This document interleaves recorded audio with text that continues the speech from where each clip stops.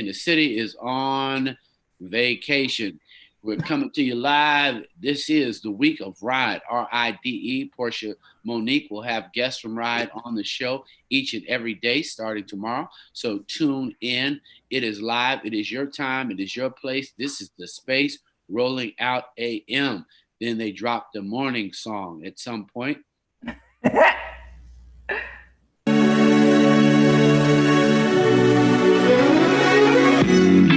The sun is shining, shining, nice and bright, bright.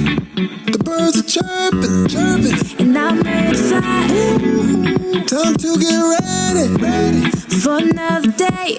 Hey, no one can stop us. Oh, we gon' learn to play. Oh, every day we learn and play. We do our best, so we'll be great. You do your best, best, and I do mine. So let's get ready, ready. Cause it's about that time. Good morning, you. Good morning, how do you do? Good morning, time to be great. Good morning, time to wake. Good morning, dance and play. Good morning, start to day. Good morning, open your eyes. Good morning, reach for the sky. Good morning, morning, morning, morning, morning to you. Good morning, morning, morning, morning, how do you do? Good morning, morning, morning, morning, morning to you. Good morning, morning, morning, morning, how do you do? Good morning. You see me on my grind. Ooh, stars got to shine. I'm a supernova. Yeah, you see me taking over. Yeah, I'm on the move. I got a way to shine to it. So let me hear you say, every day you gonna work and play. Hey, it's your day. It is that time. It is that space. What do you got on your face? What do you have in its place? I hope it's a smile today. This is a wilder day. Hey, you got it. It's Portia Monique on Rolling Out AM. We're here today. Hey. Big night at the Emmys. Everybody was smiling, making protests, letting everybody know that, still standing up. Want justice for Breonna Taylor, not just some pacifying money. Want social change. We're not going away. This is going to be a conversation that'll last throughout the next century until freedom, which is the moniker of Tamika Mallory. So excited about that. How'd you enjoy the Emmys, Portia? The Emmys were great. Like I tuned into some key acceptance speeches. Like I saw Donatas. She was so humble and grateful and gracious. But they were great. Everybody looked fabulous. Tracy Ross looked fabulous. Regina King won an award for Watchmen. She looked fabulous. It was interesting to see how they put together the Emmys because, of course, they were virtual. And so they were, panning from people's places where they were. The Insecure cast got together. Hopefully we could pull that picture too. So it was really good. It was really good, surprisingly, because I didn't know what to expect in terms of a virtual event for the Emmys. Well, you're having a virtual event and a virtual award show honoring Master P and some others. So, I mean, you've got a whole show together. So you just knew how your show was. So you could imagine how that show was. So I'm excited. Well, I'm excited about our show too, but ours isn't a gala. So we're not going to have people on the red carpet. Like they were doing red carpets in the backyard. You might get some people on the red carpet. You could get some people on the red carpet if you want to, Portia. Okay, Friday. Mm-hmm. It's Friday, y'all. No, the awards are Saturday night. I'm talking about the time for Friday and Saturday. You got plenty of time to go ahead. Here's cheers to everybody's coffee. Coffee, latte, orange juice, water. You said don't drink orange juice. Didn't you tell me not to drink orange juice? I don't drink orange juice. It has a lot of sugar in it. Got a lot of sugar. A lot of sugar can give you, you got to be cautious about all kinds of juices. Read the label and read your intake and make sure you monitor. Know what it is. It is definitely something you should consider. Mm-hmm. What's up, Romeo? Hey, man, I'm so happy to see y'all, man. I know Portia's been working hard this weekend. I know we stay on top of Portia, man, but she been working. You know what? She worked hard. I don't know. Did you get more than 4 images? Don't do that. More than 4 images He in the checked. box? It's a whole bunch. Let me see. Because she says there's no images in the box. You know, she just sitting there like 5 minutes ago saying, "Is there?" Never. That was Well, there no, I know. Saturday I morning. just got an email from Ryan Leslie saying he's looking forward to coming, but he hadn't been requested from anything from Portia.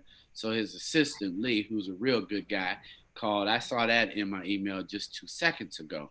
So anybody who hasn't, come on, has Shirley checked in yet? Don't blame me. Don't blame me. You don't have your invite. It's not my. It ain't my fault. It ain't my fault. You got Johnny Daniel, Iris Baker said, "Good morning, Romeo. You're late." I'm Taru, what's going on? King Woodward said, "Good morning."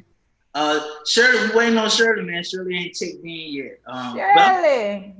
I'm excited about Ride. I will say that this being our first virtual Ride conference, I'm curious. I'm very curious. I really want to see how we interact and continue the movement of Ride and the educational piece of Ride too. So shout out to Connie Cross and shout out to Janice Simmons. 229 checking in the building. What's up, Janice? Where's Iris Baker? Iris is there. She was checking Romeo. She told Romeo he was late. Oh, get on him, Iris. Is Iris coming to the Ride Con? That's good. That's a good question. If you come, anybody looking right now to Ride Con that actually will tag Portia and send her your email, we'll give you a VIP ticket free on us just for watching the show. So anybody watching the show, hit up Portia in her DM and we'll get you a ticket. All you fans out there today, just for watching Rolling Out AM. It's part of what we want to show you, some love during this pandemic. Just hit us up and we'll send you a VIP ticket so you can check us out. Plus, you know what? I'm gonna add to that. We want you to use the hashtag RideCon2020. RideCon2020 in your post. DCL says she got her tickets already. She said she got D, then send her your address so you can get a shirt. I love it, D. Thank you so much. Yes, D. So, what city is D in? Yeah, D is like, I'm gonna tell y'all where D is. She's in Colorado. Yeah, I think she's like in Denver or somewhere. Where you at, D? And shout out to because we got followers all over, man. Y'all let us know what city y'all in so we can I don't know. Taru is in Miami this week. I didn't know, Taru. You know, I owe you a call, but I did send you a text. I told you we was crashing on Ride. So I'm gonna call you after Ride. We're gonna get you together. We already together. I don't know if you're gonna get him together. You might work. Well, he stay together. I'm just talking about his people. We're gonna get his people together. They go question. Just invite all his people to Ride. Yeah, we probably should. Yeah, we should have all the people there. Savannah Brown from Atlanta. What? Iris Baker said she's Chicago. She said she's Chicago. Iris. I should have known because she be on it. Yes, Chicago. Iris Baker, Shoutouts is in the house. That's our sister city. That's our sister city. Yeah, I'm here today. Oh, DCL said Denver, Colorado, Tri-City area. Yeah, that's what she is. Yeah, we gotta make. Matter of fact, we're gonna make a rolling out trip up there once COVID get understood. 2022. That's a lie. 20. That's a lie. Hey, y'all need to accept the fact that you're gonna have to live with wearing a mask and make it through 2022. This is just a runway to understand how we can augment where we are during this moment. It is key that we all stay healthy. I was gonna ask you about that. I saw 5 notifications saying y'all might as well buckle in until December of 2021. November, December of 2021. Well, not only do you have to buckle in, brother, you said it right. You got to get your mind right. Because it is not getting ready to, it's not going away. Right. I walk out this week. You can plan on your Christmas gifts and all the things. Ain't gonna be no huge family gatherings. Everybody's gonna push the limit. And flu season is coming up. So That's terrible. Season is coming up. Jazzy McVay says she's waving from Long Beach, California. What up, Cali? What's up, Callie? Why are you up? Tell us why you are up. We love you, but why are you up? What are you doing? Got to bring you on the show. You know, you got to figure out. We got to figure out how to bring our guest on the show. We can bring him on right now. Somebody sent Iris the link. We want to talk to you Iris. need to ask Iris, is she ready to come on? Iris, you ready to come on? Because you know what, Portia did bring up. See, and you know I don't like giving her credit, but Portia did bring up the great idea that once a week we should have a fan popping in, like a fan pop or whatever. And I think that'd be a dope idea, man. We would love to see y'all. Y'all wake up with us. See if Iris is ready to come on. Iris, you ready to come on? What's up, Shirley Carter? Shirley. We got Shirley Jones, Barbara Fields from Albany checking in. Albany thick. 229 is in here. Michelle Scott. Good morning, man. Welcome to the Rolling Out AM morning show. Portia, Monique, Munson, Steve, and the rest of them, they sleep. Not sure. You're going to see them all this week on Ride. Make sure you go to ride.rollingout.com. Ride.rollingout.com. See all of our guests. Get all the information you need. And Portia's about to give away some free tickets. So make sure you hashtag RideCon2020. That's RIDECON 2020. I'm looking for this doggone picture, y'all. I can't find it. So, but we appreciate everybody checking in this morning. Shout out to Cass, AR, King, James, Ty.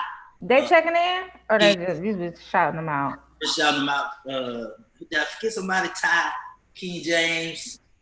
Well, we said Cassie was on vacation today. What? You said Cassidy was on vacation today. Let me tell you something. You know what? This is the one thing that I've learned. If you are like our CEO, if you have the ability to work from the comforts of your home, this man don't never take a day off. So I don't even know what vacation is. Like, I'm not even. I love what you do. It's not so much. I do actually benefit from having people like you on the team where I can actually know that things are still happening. May not appear. I mean, a lot of people want to show up. You can't show up for 30 minutes. I don't know that that's just work. It's love. I definitely know how to take a day because Lord knows you got to balance this thing out. You don't balance it out, you burn out, like really burn out. Right. I know a lot of people were upset this week because, you know, they were expecting the big concerts. They were the end of the summer concerts, the end of the summer festivals. And yeah, we've seen a lot of people do some parking lot festivals. And you know, we support it. Rolling Out supports it, but we also support y'all safety, having a mask, social distancing. You know, you just got to be aware of your surroundings. Don't just be out there wilding people. We don't want y'all just wilding out. Get yourself. What you trying to see, Portia? You need new glasses? I'm looking for it. You looking like you need new glasses. You need a new prescription over there? I'm looking. Do I look? You know what? You was giving one of them looks like, is that a bill? I'm like, what the hell? Okay. Well, Iris just said she's at work and listening to the show. Okay, Iris, that's what. Yeah, okay, Iris, we're gonna have to bring you on when you're not at work one day. Oh man, so we're gonna jump into the social report. Ashley, you got it set up. Shout out to. Are we going into the social report first? Okay. I think so. Oh, we got a guest at 8:30. Yes, we do. Well, we got all day to get to the social report, but that's whatever y'all call. I'm here. It's y'all program. Y'all call to play. Well, you know, Portia run everything. Nah, I think Ashley runs everything. Welcome to Rolling Out AM. Be sure to contact us and check out Ride, RIDE. Rolling Out Ride Con. Getting ready to happen. Charles Jenkins is going to be there. We've got great stuff coming from Charles Jenkins. We've got Lewis Carr, one of the highest ranking BET execs, going to be there. We've got the young man who sings I Just Want to Live. They've got an entire session on being live. That session has been there. We appreciate all of you. We've got Honeypot CEO coming your way. I don't know if we made a flyer with her on it yet. Yes, we did. That was the first one. Now, I don't know that she's in my moving flyer. So you're talking about Romeo's job. Review it together. Romeo's job. Hey, this is what you got to deal with every day in me. This is well, Portia's on fire. All right, so we about to. I'm on fire. Somebody was supposed to get my background. Hey, just. Burning up. Thank you, Mustang. This is what I realized about Portia. When she said Friday that she's going to drop an album, she's not playing. I guarantee you, come Christmas, Portia's going to drop an album. Watch. I'm doing the album. I'm going to need y'all to open up the Rolling Out Studios for me. I'm going to go ahead and record in the studio. I'm going to do my little photo shoot done in the studio. We're going to drop that Christmas album. Y'all Charles Jenkins is actually dropping a Christmas album. He could do a duet with me. Yeah. Why not? All right, so a duet. Going into the where we at, Ashley? Let's ride. Because I got some more social y'all today. We're going to start with this New Music Monday. Shout out to Young Boy, NBA Young Boy. He has the #1 album in the country right now. I'm not sure if people have heard. He released just a new single with Snoop Dogg. And yes, he is still in controversy with Floyd Mayweather because he was dating Floyd Mayweather's daughter. He was. And the daughter got arrested for attempting to stab another young lady that he was dating with a knife. Even though she's under the investigation, congratulations to NBA Young Boy. Oh, my fault. Attempt to stab. I'm sorry. No. It said she stabbed her allegedly. It said no. They said she actually stabbed her allegedly. So, young girl, don't do it. Let me tell y'all something. Like when that thought comes across your mind, just don't do it. Like it's not worth it. Like a lot of times, young girls, they don't necessarily have a lot to lose. Like she's Floyd Mayweather's daughter, but so she may have more than the average person has to lose. But a lot of times when you're young, you don't have, like, you're not looking at, I'm gonna lose my house, I'm gonna go to jail, nobody's gonna be able to watch my kids. Like when you're a little older, those are the thoughts that go through your mind. When you be like, I'm about to stab, you be like, I'm good because I got house, I got kids, I got family, I got mama, I got daddy, I got everybody counting on me. But when you that young, you be like, let me ask you this though. If you know who you're dating, now come on, like this is what blows me away about some women. This is NBA Young Boy. You know who you dating, and he's NBA Young Boy. So are you really upset with NBA Young Boy? Like you? Well, yes, you upset. When you young like that, you get upset about your boyfriend and fiance and all. Yes, she was upset. But just don't go that far. Like a lot of times, I don't know if they be wanting, if we as women be wanting them to think that we're crazy. I don't know, but don't go that far. We should judge. It's unfortunate. It definitely is unfortunate. It's definitely unfortunate. We just pray for both of them. The person, the victim, clearly in that scenario. But I like the fact that it's a discussion point. I mean, you can definitely go too far in that conversation because don't do it. Just don't do it. Just say no.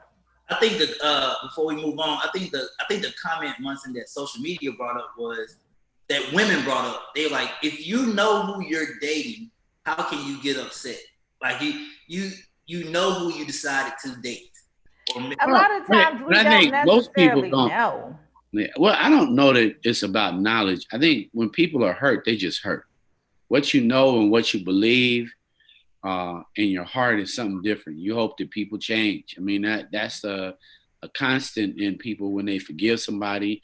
And we don't know conversations, but we pray for the victim, and we pray that there's a healing for young people just to not see that this is an alternative to communication or therapy. I mean, sometimes it just needs a little therapy. How can you let go of somebody and not be be able to get it? So therapy plays a role. Mental health plays a role so that individuals learn, how to break up, how to say goodbye. I mean, it's a real thing when people are hurt. And when you're hurting inside and you've hurt by somebody you love. Thanks, Iris. Right. So wait a minute. D Shields D Shields is saying a young chick used her car and swiped my nephew's car over a breakup. Threw his car into traffic. Almost lost my nephew a few days ago over a breakup. Like, y'all, let's not go that far. It's not that serious. Wow. Yeah, I hate to hear that, D. I mean, you're right but people need help even in the breakups.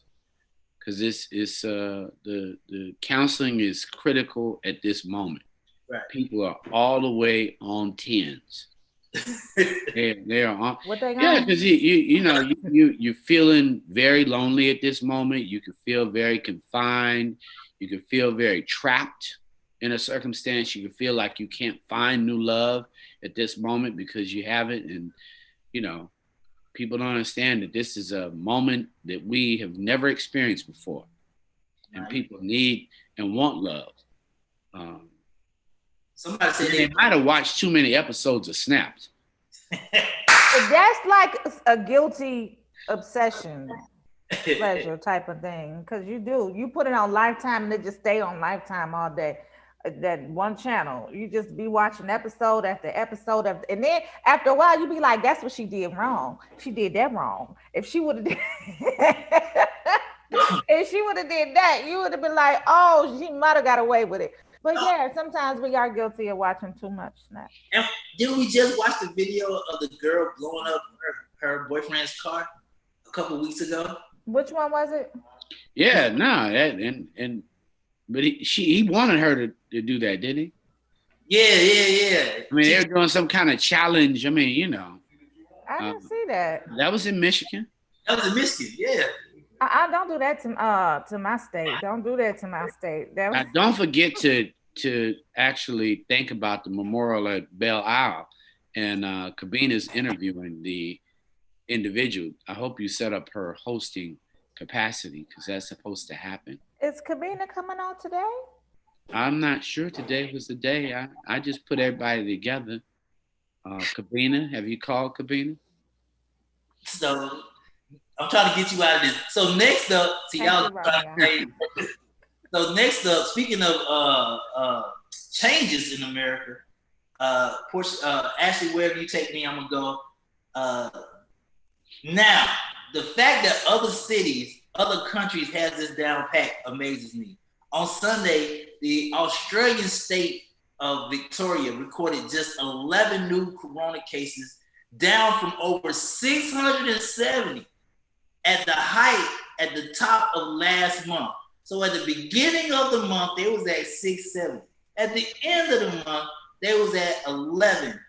The state actually implemented and shut down the city.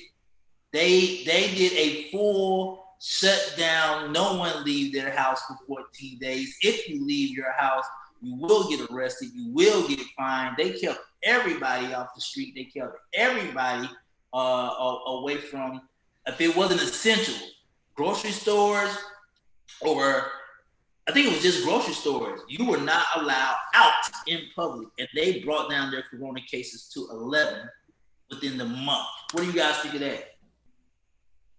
I think it's just not going to work here. I mean, Australia can do it. The personality of America is the wild, wild West. They call us the West. It's just like the West Coast. it's the West. And the West is going to always have its approach to how they deal with it. Obviously, they've had it a long time.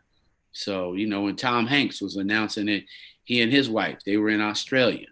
So the very idea, and then look at the size. Actually, compare the United States population to Australia's population. For us, right quick, because we got a ton of people, my brother. A what? A ton of people. Oh. We got cities with millions, so it is very difficult to manage. We don't have those. Our freedoms are important to us. Yep. I don't think you can mandate that across the U.S. because you're right.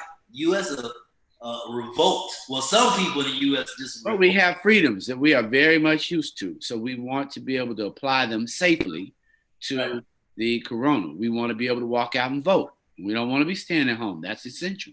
We want to make sure people now can vote in various states. We're going to let you know what states you can have. And starting tomorrow, we've got an entire sponsored voting session. So we are excited about that. That is brought to you by the National Museum. So you're talking about a country that has a population of 24.9 million. We've got 328 million. Yeah. And then Jazz McGee said on Facebook, it's almost impossible to do it in California because of their huge homeless problem there. No housing. And I can attest to that firsthand. San Francisco is almost out of control. What's that street downtown? Which one? Market Street?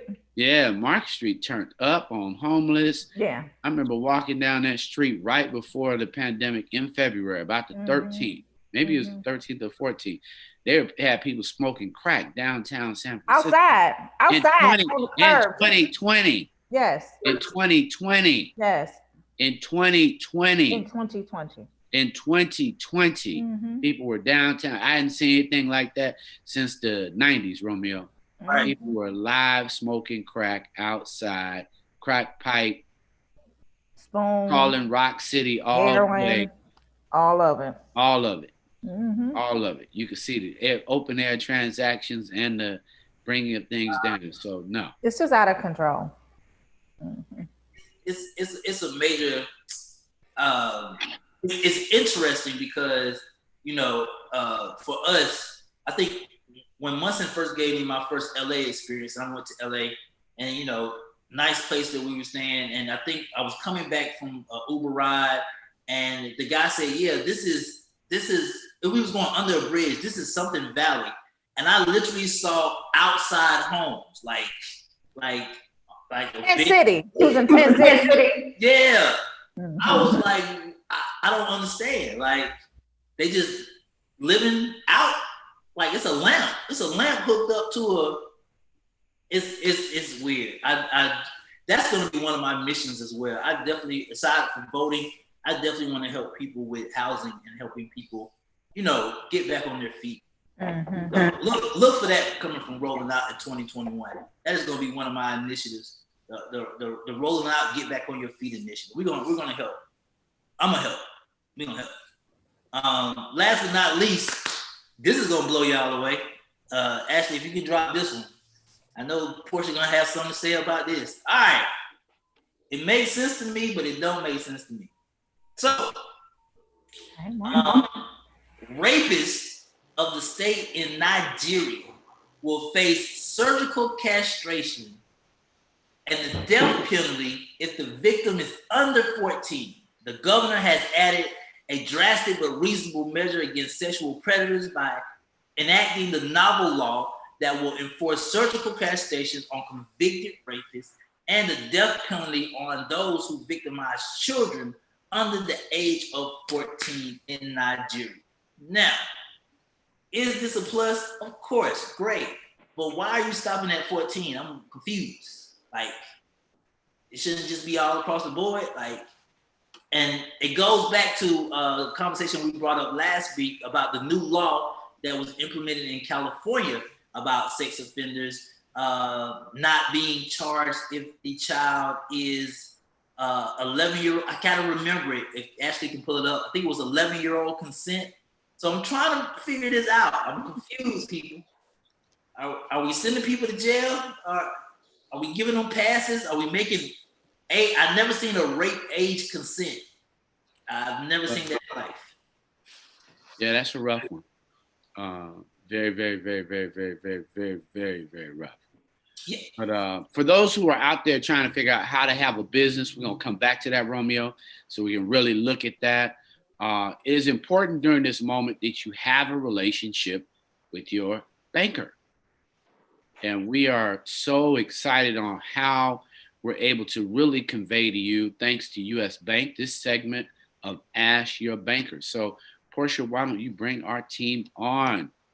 Absolutely. So we have Larry Reid he's back with us again.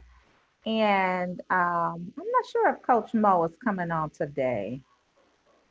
Um, is Coach Mo coming on today? But Larry Reid is the SVP of Community Development and External Affairs Manager in California at Comerica.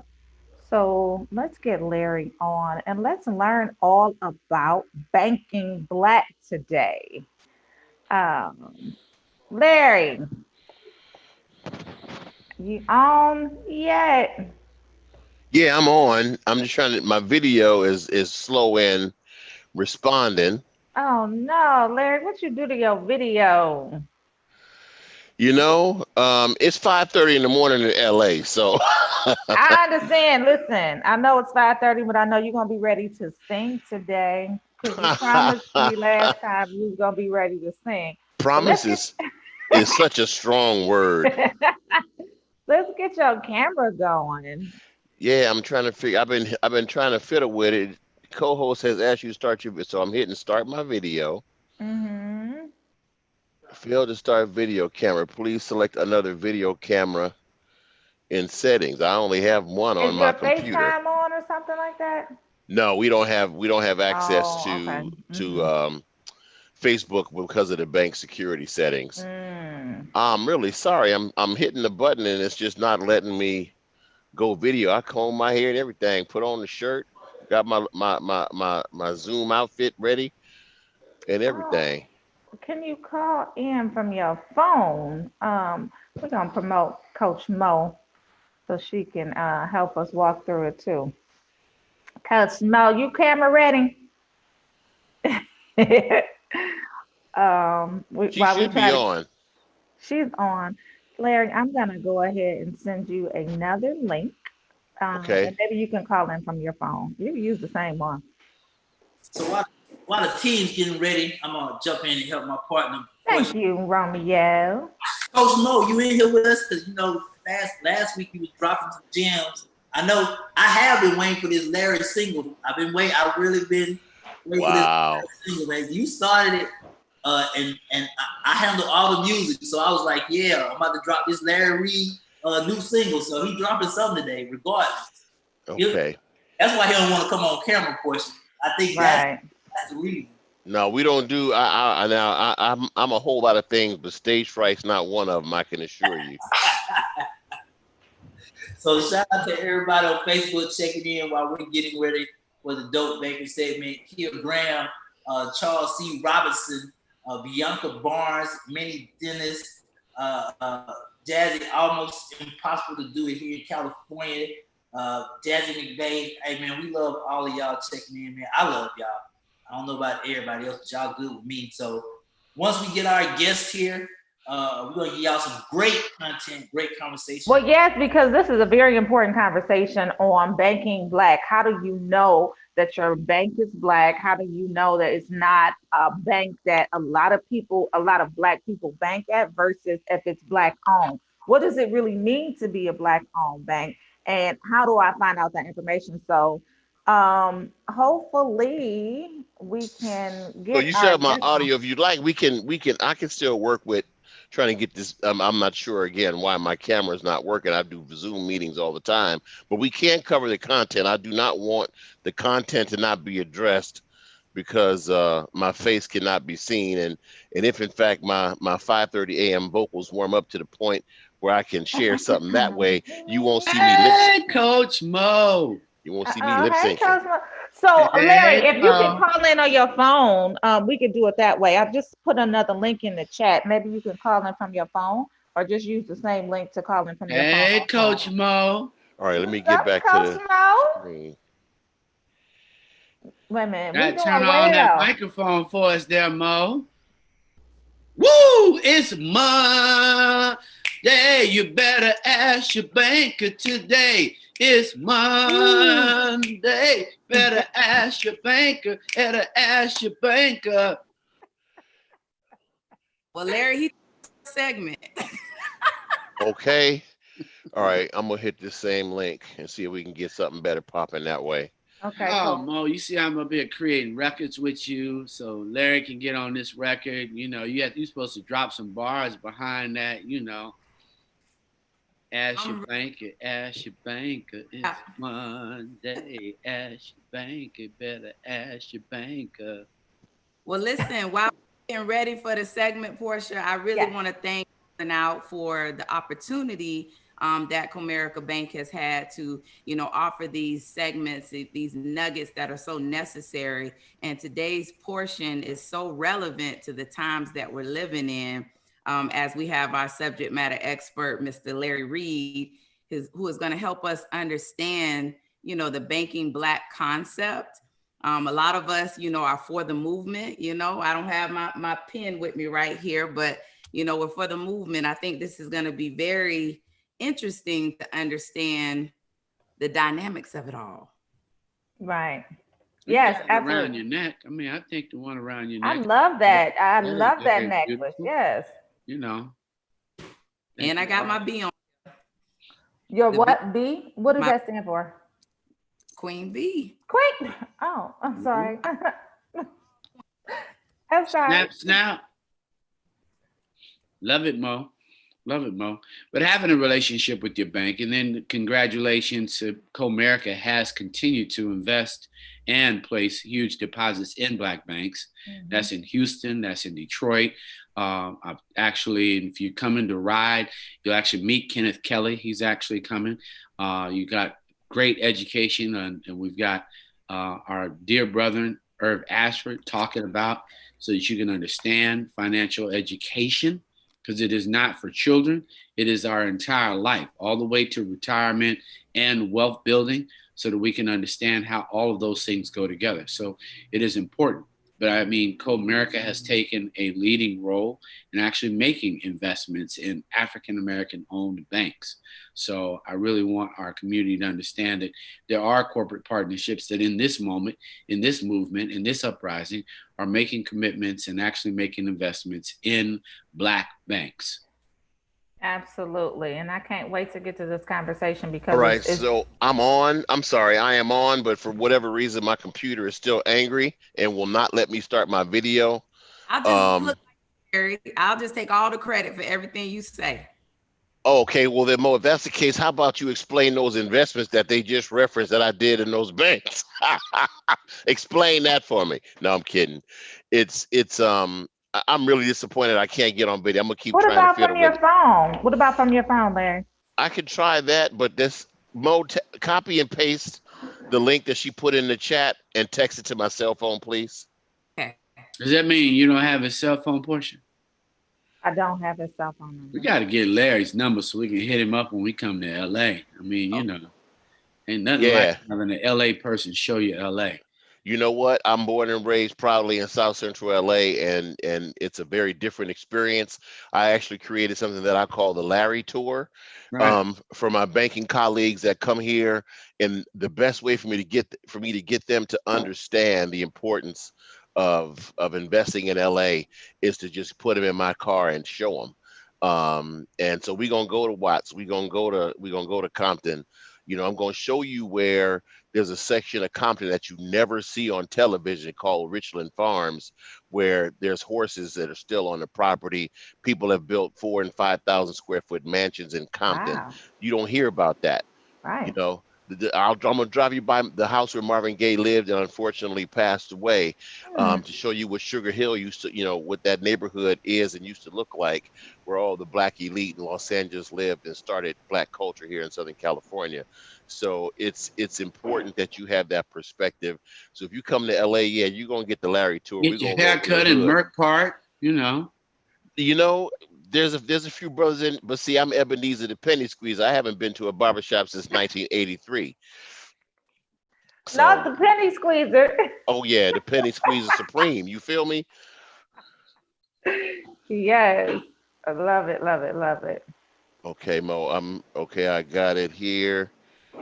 Let me try this on my cell phone, which is going to be a totally different experience. Munson, while Larry's doing that, I would like to at least take a moment to talk about a very dear project that's close to my heart, that I am the project lead for, that I didn't get to mention on our last segment.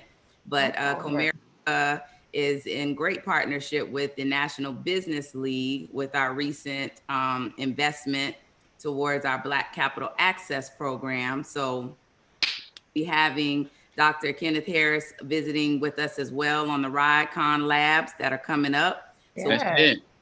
speak about, the access to capital that we as African Americans are looking for, as well as anyone who's in need of access to capital. It's open to everyone, but it does have a primary purpose focused on African Americans.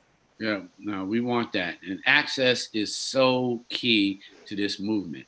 So, I think the activities of you and your team have made a real commitment and demonstrating a commitment to make change, so we can at least see it, Mo.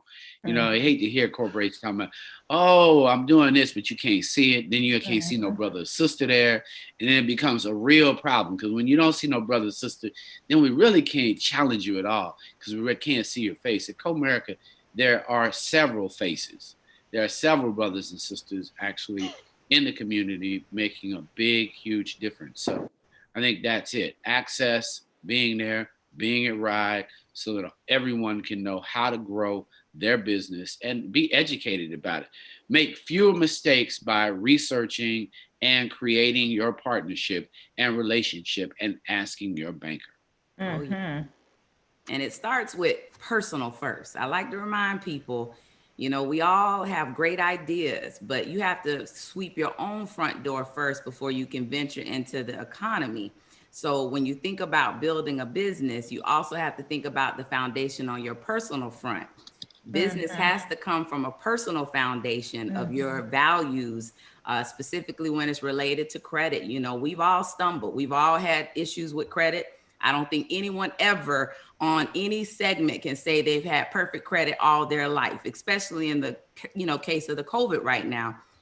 But being prepared for these types of crises, having some type of savings plan, understanding, like you said, the relationships with your bankers, not avoiding these delinquency notices. Call your institutions, explain what's going on, find out the payment programs that they may have available. A lot of us feel we can ignore it. It always comes back. So I think us, taking our tenacity and hitting it up front and saying, hey, I cannot afford this bill. What can we do? Can you put me on a payment plan? Can you move it to the back of the loan? What can I do to not get this on my credit? Because once it's on there, it's very hard to get away. It's like a stamp for 7 years. That's a long time. That's a long time. Yeah, it's a long time, but it can be prevented. It can be prevented. And that's one thing a lot of people just don't know. We don't understand when you get a debt notice, how quickly you should respond to a collection action or things of that sort. So, utilize the community resources that are out there, utilize the places that are trying to help build credit. Be very careful and conscious of a lot of credit repair people. It's a great new business savvy industry at this moment.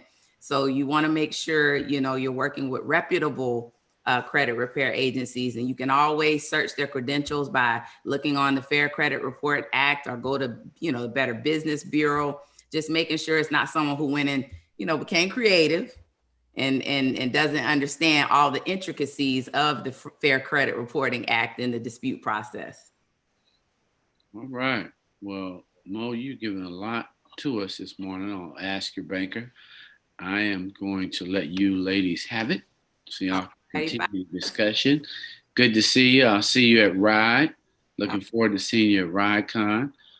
Make sure to pass out those tickets to your team members because we want to make sure that everybody's registering. Talk to you guys soon and see everybody there. Thanks for you watching Rolling Out AM. Ask Your Banker with Coach Mo.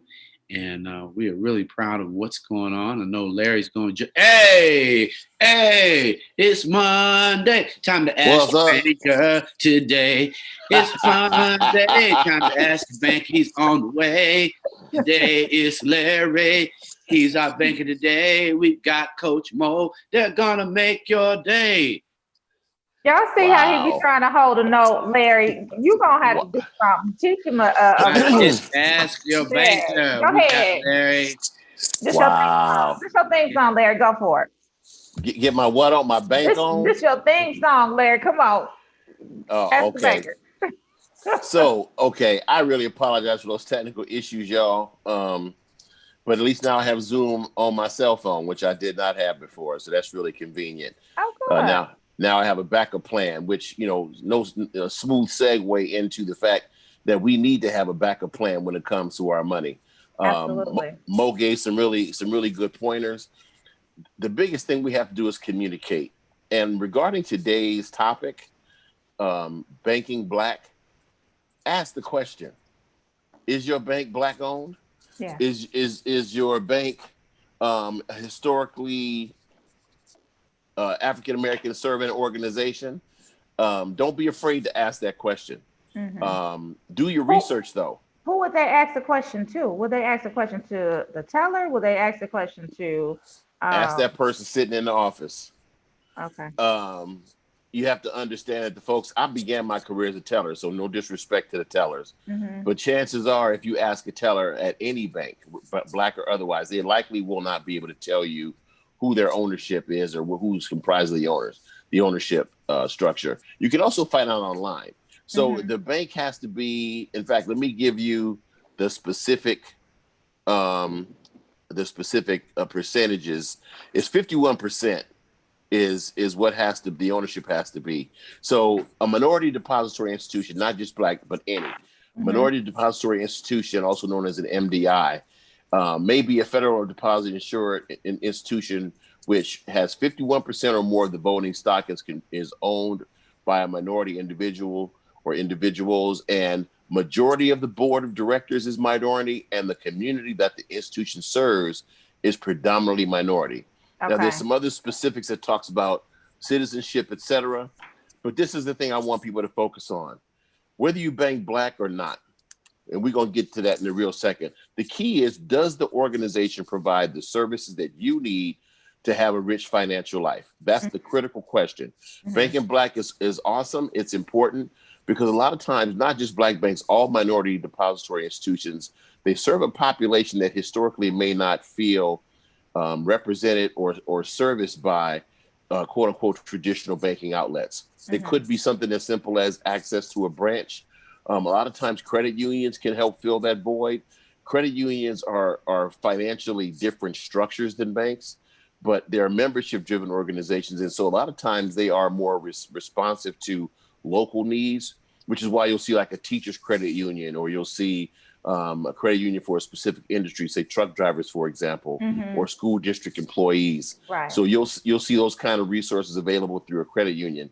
So if you want to find out if your bank is Black, there's also the National Bankers Association, which all minority depository institutions, well, not all, most minority depository institutions in the country are members of.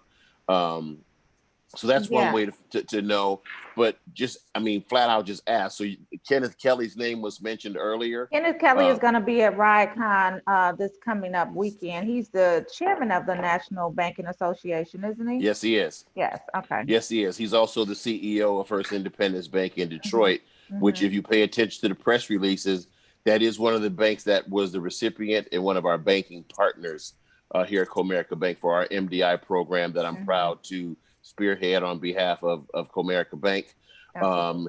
It's a pleasure to do that kind of business. But I want to point out that as it relates to that program specifically, it wasn't just Comerica Bank riding in to the rescue, dropping 2.5 million or a total of 10 million is what the bank committed to publicly into that initiative. Part of the relationship is a peer-to-peer banking relationship. What can we teach them? And equally as important, what can they teach us about being responsive to the markets that we serve and do business? One of the things I pointed out to my colleagues, for those who didn't know, none of these banks that we partnered with were waiting for us to ride in and rescue them. Right. It's important that we provide resources in those communities, but one of the resources that they can provide to us is access to information to be more locally responsive. The reason why banking with minority depository institutions is important is because of that local connectivity that I just referenced. Because now that bank has an additional amount of capital that can be invested locally in loans. So when the PPP loans came out, the demand for that, small businesses having problems. The reason why we did what we did is to make sure that there was money in the markets available for people who were not necessarily walking into Comerica branches asking for help. It's frankly, you couldn't walk into a branch. We're in the middle of a pandemic, right? Right. But if you have a relationship, so for those who don't necessarily bank with a Black bank, if you ask yourself, why is that important? Because you may have access to, your pockets may be dragging the ground in China. Awesome. God bless you. But why don't you put some money in the community and make it accessible in an FDIC insured way to ensure that capital access programs in local communities can benefit from your blessings. Yes. And that's one way that can be done. You make those resources available. If you're sitting on some cash, deposit it in a local bank. Be willing to offer yourself as a peer mentor to a small business owner who maybe is bootstrapping it and getting started just like you did before you hit it big. Find a way to get connected and give back. My advocacy and all these things that are in these uncertain times looks like me sitting at my computer, working with great banks and organizations and individuals like Kenneth Kelly and his other colleague there, Demetrius Hutcherson, to get that money into the hands of bankers who are being responsive. So as an individual, what I can do is follow up and make a contribution to charities that provide capital access programs. Mo mentioned the Black Capital Access Program with National Business League. And then something as simple as take your deposit money from your savings account, your kids' college funds. Hopefully we are able to do that, or more of us will be able to do that. And if that money's just sitting in the bank, let it sit in the bank, that community that's going to provide resources. Right. Let it go there. But however, I'll say this, and I'll challenge any minority depository institution. Do not ask me as an individual to settle for lower levels of service because I'm going out to try and make sure that I do business in my own community with folks who look like me. I don't want to pay what I call the Black tax. There, you got a lot of, yes, I understand the Black tax. Yes. Yeah, I'm sure. So, I mean, it's unfortunate, but the truth of the matter is this. A lot of organizations that have not historically had access to capital do not get to benefit from the economies of scale. So now I'm gonna sound like a banker on y'all. The reality is those banks, Black banks and other minority depository institutions, they don't have access to lower cost forms of capital, like public deposits and large, trust fund accounts and things like that lower their cost of doing business. So you may not reap the same, super, higher interest rate at a Black bank that you might at a traditional bank. But in that instance, it's worth it to pay a little extra. Kind of like, think about like a beauty supply store, for example. The local, Black owned beauty supply may not be able to buy and get that volume discount that a large organization might get, but they're still working to give you great service. Pay that premium, get that service to help them get their pockets right, so that they can hire local, so that they can source local, so that they can provide high levels of service.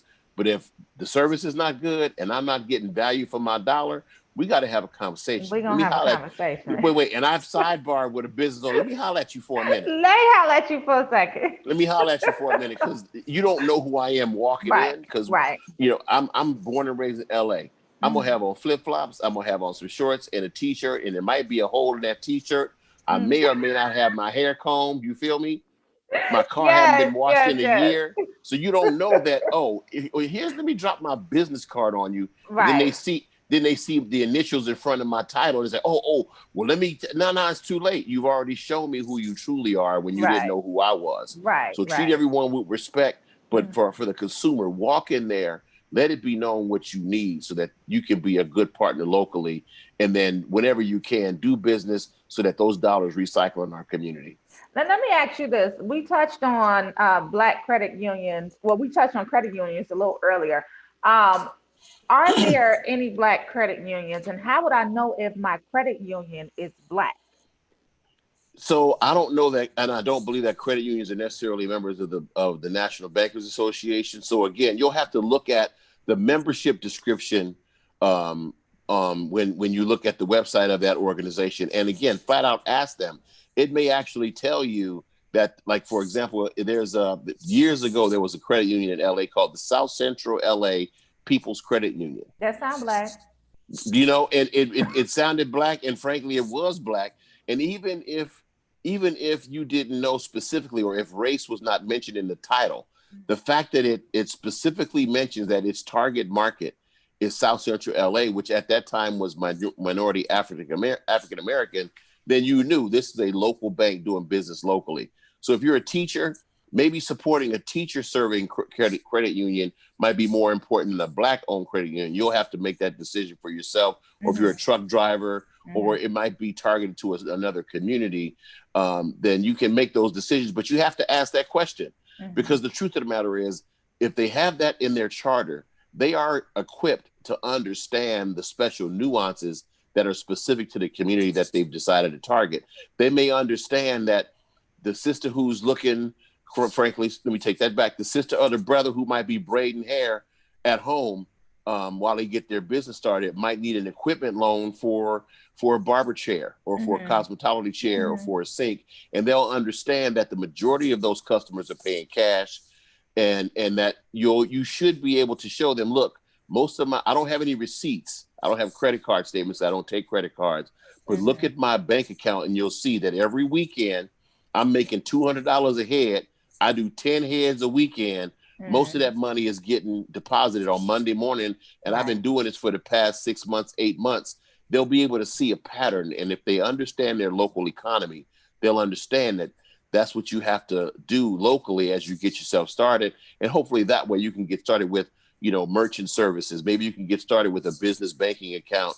You can get some coaching as to having your fictitious business license signed. And then they can start asking you questions about whether you have the appropriate liability insurance. Think about the folks who selling those baked goods, or those soul food dinners, or one young man I mentored is now doing vegan food here in LA. He's a young man trying to hustle because he's a performer. So what did he lose? His ability to make money doing gigs. So now he's doing healthy food and selling it. But you have to make sure you're licensing right. You have your ServSafe certificate. When you plug into your local business wealth of knowledge pool, you're able to get your life right. And what I tell people, and a lot of folks I've talked to, unfortunately, well, I don't want to pay taxes, so I'm not reporting it. Well, guess what? When the PPP loans came out, if you weren't engaged in the system, you can't engage in the system now because your paperwork wasn't right. Right. And yes, it's too late for you to go back and file 2-3 years of taxes, because your tax man, I know mine told me flat out, he was inundated with requests of folks asking, can you file my back taxes so I can get these business interruption loans? Too late, folks. Yeah, you're going to pay some taxes, but in life, there's always a tax. Yeah. There's always a tax. And it's either going to be time or talent, but you're going to pay. You're going to pay something, time, talent. You have some skin in the game. And if you don't have skin in the game, you're not invested. I call it doing the homework. If you haven't done the homework, then you're going to end up working for somebody or owing money to somebody who did. Your choice. Yes. Yes. Larry, always a wealth of knowledge when you come on. I hate that we don't have more time. We have to do something else. We got to do a longer segment. I know we didn't get a chance to fully go into what we wanted to talk about today due to technical difficulties, but I'm sorry. No worries. But I'm sure people gained a lot from the nuggets that you did drop. Bank Black, and it's just as simple as asking a question. Is this a Black-owned bank? So, yes, we'll definitely talk more about that in the coming weeks. I think we got one more week of this, but we also are going to be talking to you guys at Reid as well. So you guys bring your questions to Reid. Larry will be there. Mo will be there. Irv Ashford will be there as well. So the whole Comerica team will definitely be there representing, and we can't wait. All right. So before I go, this is Ask Your Banker. Ask your banker. Ow. I love that, Larry. Larry, we coming to LA. We gonna kick it. You gonna give us the Larry tour. You gonna be singing the whole time. Love it, love it, love it. Hey, you guys, thank you for having me, and I really want you guys to stay safe. I'm actually thinking about, before things get hectic, getting in the studio to record some Christmas music. Mary, Did You Know has been on my brain, like really heavy, and I need to drop that song in the way it needs to be done, with some serious crooner vibe on it, so that it's relatable to my folks. Yes. And that's my outlet. So we gonna get together real soon, and I'll share some content. Absolutely, Larry. So great minds think alike, because I'm dropping my Christmas album too. Do that. But before I end really quick, I just want to say this. Every bank may not be a Black bank or a Black-owned bank, but find out their initiatives. So when you do ask, you may not be Black-owned, but what are your priorities and initiatives to support Black-owned communities? So ask that question. That's all. And you know what? And I'm remiss by not sharing this. And this is real. A friend of mine who lives in Tennessee, in Nashville, who has been watching the Comerica press releases, asked me last week, Larry, because Comerica's not in Tennessee. She said, Larry, is Comerica a Black bank? I couldn't have been happier that I got that question. So Mo is absolutely right. Thank you, Mo, for pointing that out. Mm-hmm. And you guys you stay blessed, stay safe. Got you, all man. right, this is your banker. I gotta hear it one more time to match that melody, but I'm gonna get it for you, Larry. I'm gonna get it. All right, we gonna handle that offline so we can be well rehearsed and prepared. Yes, absolutely. All right, love y'all it. take care. Thank you for having us. I appreciate it. Thank you, Larry. We'll talk to you soon. Take care. Bye bye.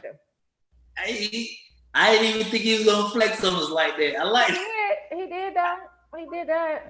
This is your. I gotta hear it again so I could, Get your part in there. Look, Facebook, Portia's gonna drop a crit. See, this is how I know it's getting serious. Y'all keep giving her these hints. Listen, that's the universe, Romeo. That's the universe telling me, drop your album, boo. Drop your album. Hi, y'all. Good morning. Who do we have the pleasure of interviewing next? We apologize for the technical difficulties with our last guest. And so they pushed your time out, but I definitely apologize. But let's go ahead and get started. You guys introduce yourselves. Welcome to the AM Wake Up Call, and let's get to it. We'll start with Rula. Good morning, everybody. Thank you for having us. My name is Rula David. I am Vice President of One Time Run, which is a organization that we do limited edition publishing for fine art, but we also work and curate a lot of public art in Detroit and around the world. Okay. Let's go with Desire. Oh, sorry. My name's Desiree. So I am a consultant with the ACLU of Michigan for their election protection program, and a partner with Rula and One Time Run in the public arts initiative that we had for this year's election. Okay, wonderful. And now we have, and I pronounce your name for me, please. My name is Ndubisi Okoye. I'm a local artist, multidisciplinary creative, and creative director in Detroit. All right, Detroit is coming through, y'all. Detroit is coming through. What up, though? What up, though? So let's talk about the Your Vote Matters Community Art Series. What is it? Where can we find it? How do we look at it? Is it online? Is it in person, virtual? Let's talk about it. Sure. So I'll kick us off really quick. So Your Vote Matters, as I mentioned earlier, it's a partnership between the ACLU of Michigan and One Time Run. And it's a statewide mural public art series in communities in Detroit, Flint, Benton Harbor, Pontiac, and Grand Rapids.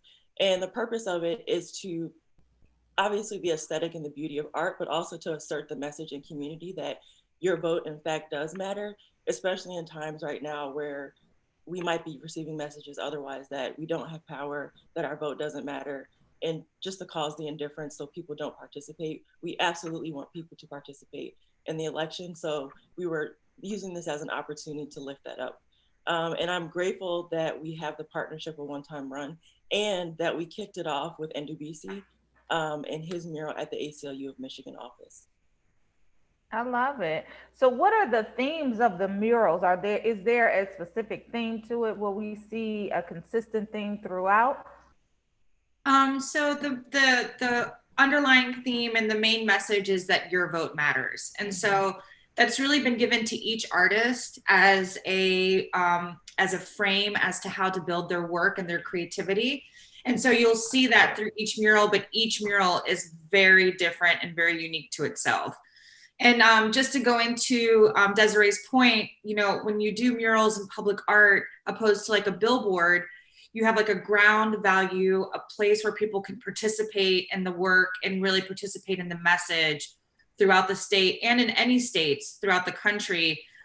It's much more impactful, and it actually puts money in local artists' pockets opposed to like a big billboard company. So the ACLU is really committed to really giving back to the local creative community, as well as help spread this message throughout the state. Okay, Romeo. So I got two questions because Desiree trying to be nice about it, and in the BC, I hope I said that right. I know I said it wrong. I was close. So my first question, the voting, how are you guys getting people motivated? And I say that because I'm seeing two separate things. I remember when Obama was in office and there was an excitement. It was like, oh, I want to go vote. I want to participate. Mm-hmm. This voting process seems like I have to, or I'm gonna die. You see what I'm saying? Like the shift. I mean, the shift was initially, I'm excited to be a part of the process. I'm excited to do this as a young person. And now it's more like a fear factor. Like it's not really an excitement. It's let me go do this to make things right. How do you guys in your creations, on the voting aspect side, how do you guys get people to participate and not feel like it's a have to? Yeah, so let's just keep it real for a second.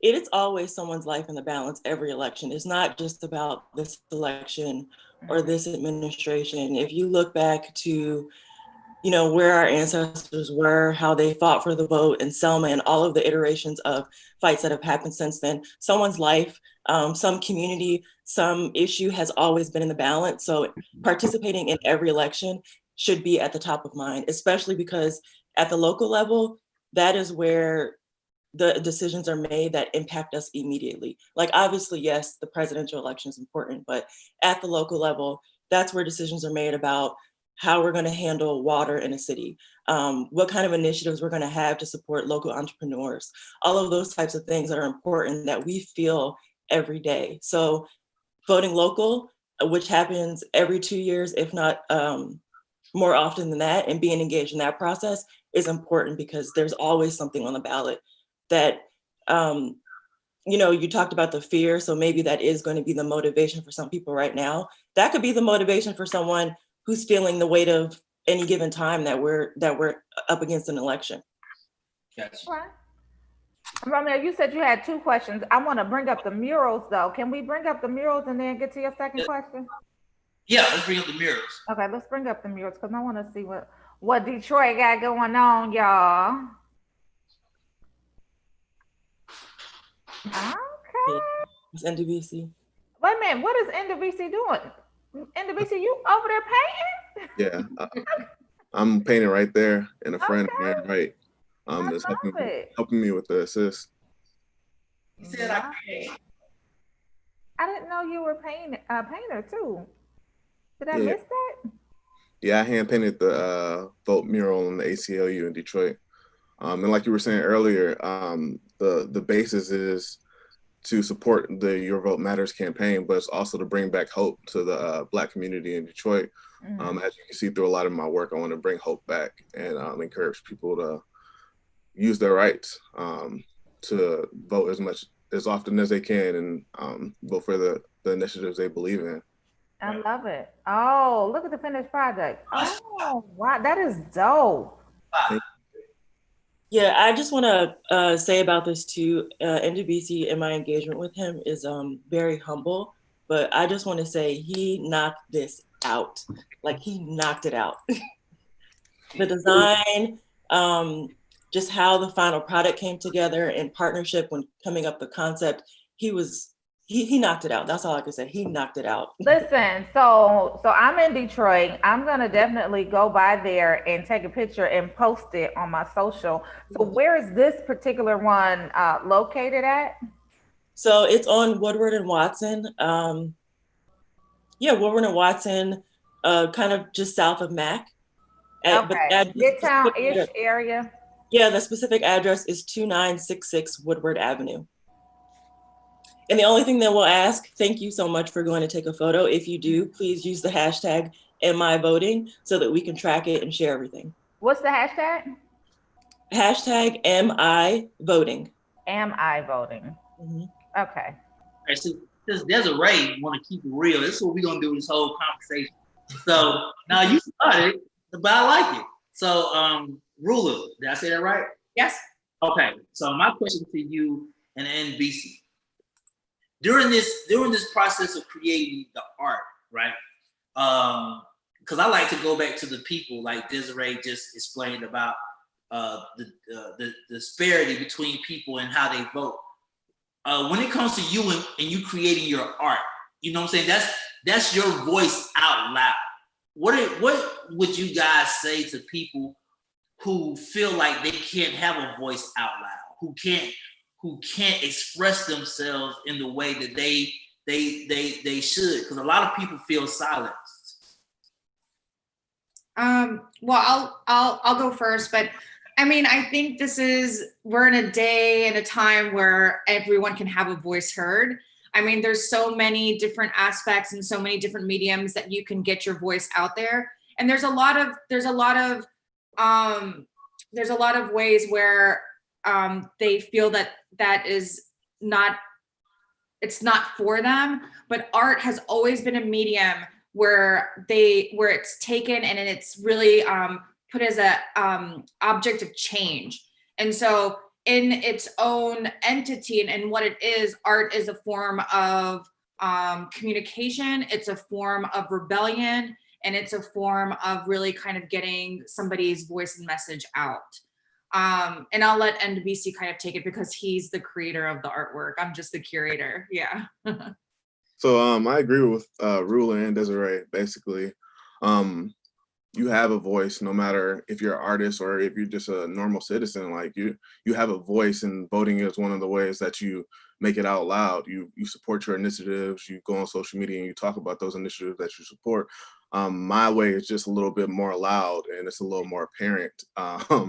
And I want to make that voice loud and bold as possible to encourage people to vote, because like Desiree said before, our ancestors did die for these opportunities, and I want to reinvigorate people to use those resources that we do have. How do we oh, I'm sorry, Portia, I'm getting happy. I'm sorry. How do we get youth and millennials to make that move, Desiree? Because, you know, I'm sorry, I ain't okay. But how do we get youth and millennials to make that same move? You know, I watched over, somebody asked me, and somebody said, after the protest and after the movement, then what? And I had to sit there and think. I was like, I don't know what the then what part. How do we get them to participate? So I just want to be clear, get them to participate in voting. Get them to participate in what NBC just said, making their voice louder. Whether it's voting, being heard in the artistic community, being heard in their community. that way? Well, I think it's in part outlining ways that your voice can be heard. So there's not a singular way. You know, NWBC is a visual artist on top of other things. So that is one way that he expresses himself.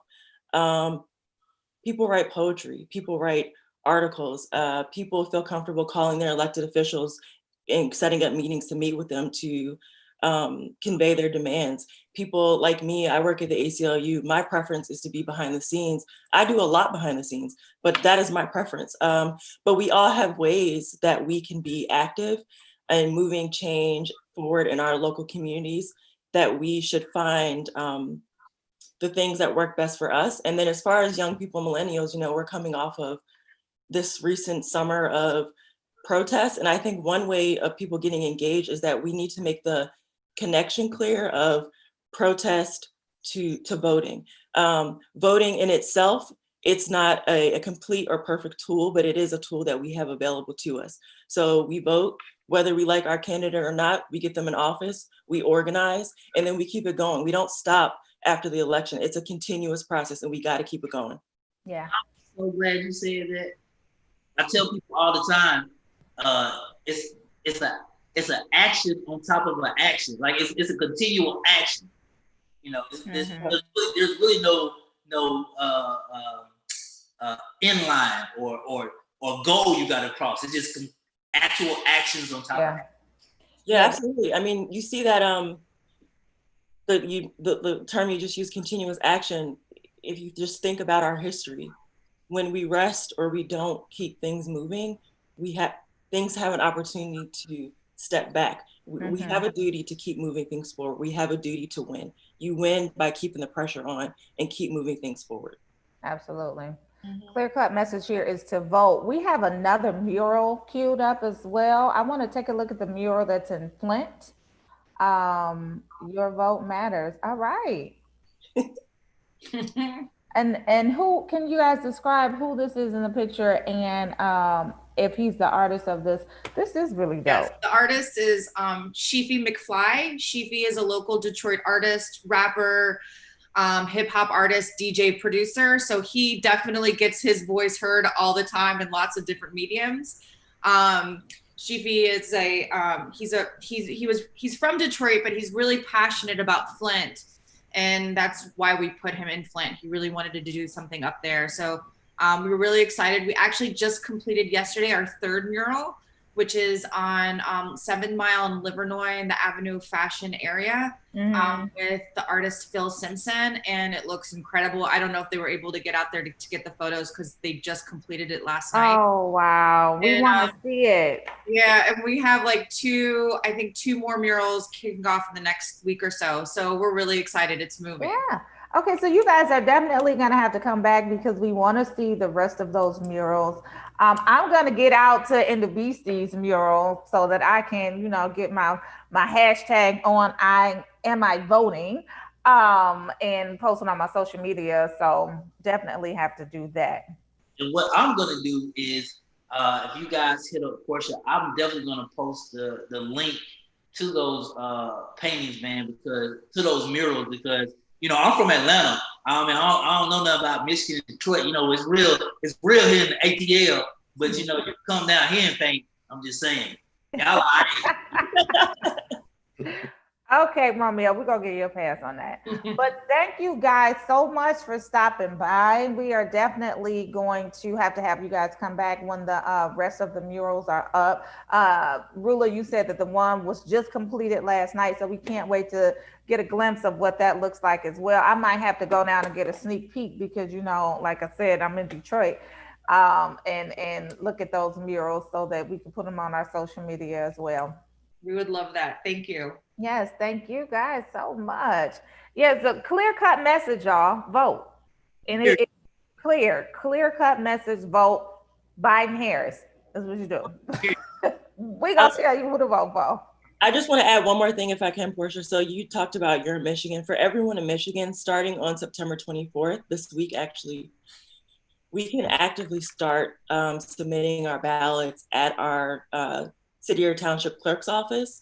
So you can go to your city or township clerk's office If you're not registered, you can get registered on the day, and then you can also fill out your absentee ballot and submit it. So you can pick it up, hold it, and send it into the mail, but you can also submit it same day, and that would be the recommendation. Between now and the election, you have options for how you can vote. So we were talking about this last night on the wind-up, the Rolling Out wind-up, and let me ask your opinion, Desiree, in terms of voting in person on election day versus going to the city clerk's office and casting your vote. Is there a preference? Is there a strongly suggested manner of which one to do versus the other? I would say no, and no, because part of the great thing about us having options in Michigan is that, you know, everyone's balancing a lot of things in life. So if it's better for you, you got work, you got the kids at homeschool, you have a variety of things. If it's better for you to go vote early in person, then do that. But if you prefer to wait and go vote on election day at your polling location, do that as well. But do what is best for you. But no matter what's best for you, just make sure you get your ballot in. How do I know that it's gonna count? Because so there was a lot of controversy with the U.S. postal system and dropping your ballot in the mail, and it might not get counted, or it's backed up, or whatever the case may be. How do I know? Like I feel like if I go to the polls on the actual election day, I feel like, I get my little slip bag, they tell me I'm counted, I get my sticker, versus if I go to my city clerk's office. Well, your city drop it in the mail. Yep. So a couple of things. So your city clerk is an election official. So if you submit it at your city clerk's office, they will verify that your ballot is received, and you can move forward with confidence that, your vote's going to be counted. With the mail, there are a lot of concerns I've heard expressed. So I would still say, if you have an absentee ballot that you prefer to mail it in as early as possible. But if you have any discomfort or questions or distrust around that process, then I would recommend going to vote early at your clerk or your city township office. And then also in Detroit in particular, there are going to be over 20 drop boxes around the city where if you can't get to your clerk's office, but you have your absentee ballot, you can put it in that official box it will be sure to be counted from there. Okay. And so if you just have questions about, where to find your clerk's office, how to request your ballot, any of those things, you can go to michiganvoting.org. And there are a wealth of resources to help you get your plan to vote. Oh, y'all own it. Okay. Yeah. Definitely gonna be. I still feel like I want to go to the polls and get. You should do it. And get a sticker, because I make it a family affair. So I've been taking my kids to vote since they were like 2 and 4. Because just standing in line, just the whole process, getting them used to it. Like, we have pictures throughout the years of us going to vote as a family. So I think I still might just wait for election day, take the kids with me, get the little sticker, everybody get the sticker, we take another picture, creating traditions, that type of thing, but also showing them the importance of voting. Absolutely. I've heard a lot of people through generations, just the importance of election day and the pride in that. And I get that. So if that's what works best for you or anyone else, then absolutely do that. But if, you don't feel as comfortable because of the pandemic or any other reason, you have options to go earlier. You're right, Desiree. What were you gonna say, Romeo? We gotta let them go. Oh, I was gonna tell Rule to vote. I was gonna tell my boy in the BC, you need to come to Atlanta for real, stop playing around. And Desiree, she all right. All right, I really appreciate y'all. Listen, y'all, I usually have my message jewelry on that says vote. I only got I don't have my silver one, so I wasn't matching today, so I didn't wear it. But I might have to go get it during one of my little breaks and just put my little gold vote necklace on to remind people to vote. That's my message to everyone. Vote, vote, vote. So thank you guys so much for coming on. You gave us a wealth of information as well. Thank you. Yes, we'll definitely have you guys back so that we can see those finished murals and also talk about voting some more. Okay. All right. Thanks, guys. Talk to you guys soon. Thank you, guys. Portia, I think we should start vote just because. We should be like, hey, if you got that WAP, vote. NBA YoungBoy, vote. The Emmys was on last night, vote. I think we should just I'm serious, just throw vote on everything. Like that's the first one. Well, okay, I don't know if people gonna be confused about that or not. I don't know if I got the WAP. Should I vote?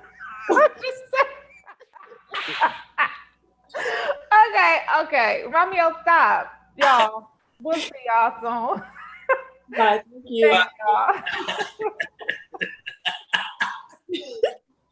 They might be confused, Romeo. I'm just saying. No. Did you watch the wind up? Vote. Like, I'm serious. Like, come on now. Absolutely. Hey, Brent Reborn. Hey, you breathe, vote. Right. That's what I'm talking about. You breathe, vote, Brent. Absolutely. Sure. If you blink, vote. That's what I'm doing. If they have WAP, they do not vote. Wait. D-Shield said if they have WAP, do they not vote? If they don't have, should they vote if they don't have the WAP? Like, I might be confused, Romeo.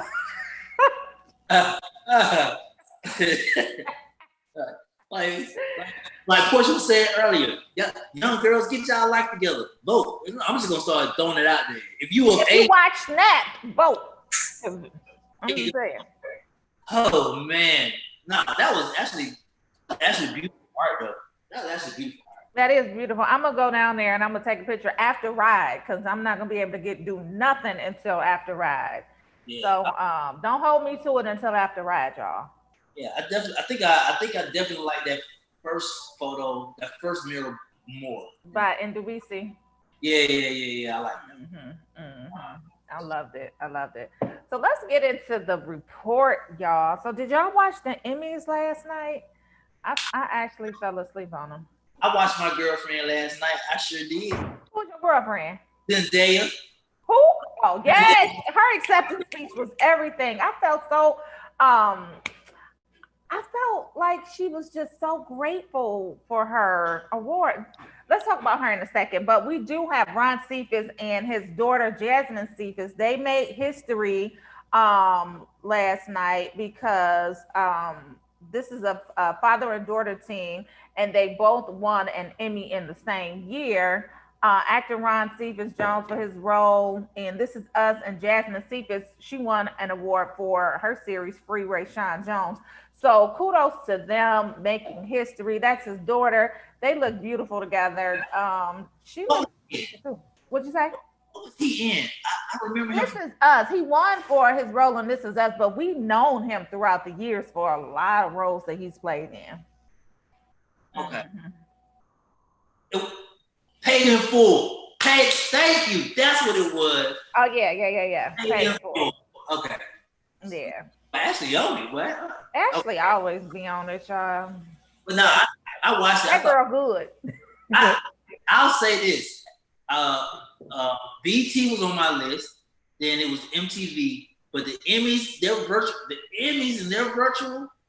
It was done so, like, I was trying to figure out the production of it, right? Because I'll be having my production eye on things. But I was like, how did y'all pull it off? It was amazing. It was definitely amazing. Right. In the simplest form. And like like these people are at their home or whatever. Mm-hmm. And Jimmy Kimmel, it was hosted by Jimmy Kimmel, correct? Okay. I think Jimmy Kimmel was the host. What did y'all? And I just look, like you said, it looked so genuine. The winners look genuinely surprised and happy. Yeah. So we had a couple other winners of the night. Regina King won for Watchmen. Let's see what else we got on my report. She won for Watchmen. Kudos to her. We also, yes, Zendaya. She looks beautiful. Oh, these are some of the looks from last night's Emmy. Y'all see Tracy in her backyard on her red carpet? Y'all thought she wasn't gonna do the red carpet. She did.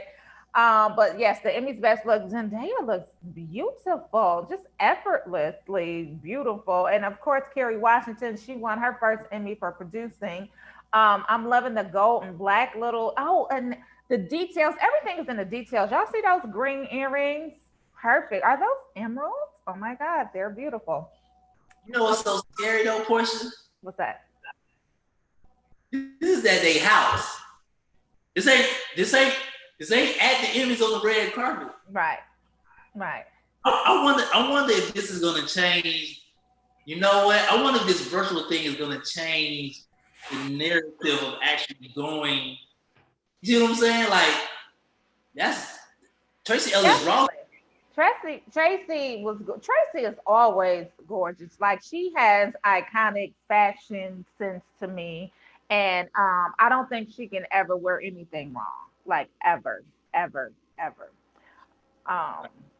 can get dressed up and then in an hour go to my room and go right back to sleep. She's used to it, but I mean, I wouldn't expect anything less from the daughter of the Diana Ross, the boss. So, she gets it, honestly. That's tough. Yeah. And then Tyler Perry won an Emmy last night. I'm sure he was like, whatever.